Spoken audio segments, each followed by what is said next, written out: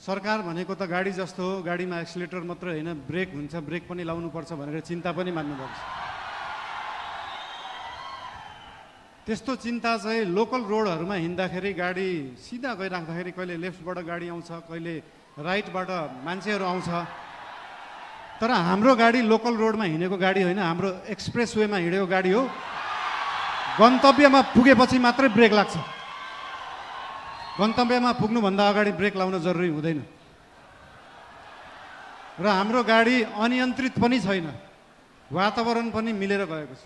त्यही भएर हाम्रो पार्टीप्रति, हाम्रो सरकारप्रति जुन चिन्ता लिनुभएको छ त्यसको लागि धेरै धेरै धन्यवाद पनि दिन चाहन्छु। चिन्ता लिनु राम्रो कुरा हो।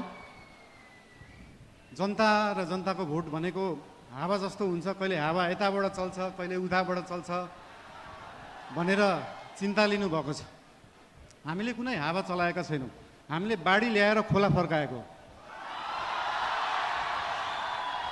र खोला एकचोटि सिधा बाटो आफ्नो सही बाटोमा फर्किएपछि निरन्तर त्यही बाटो बगिरहन्छ। यो हावा जस्तो कहिले लेफ्ट राइट उत्तर दक्षिण पूर्व पश्चिम बग्दैन।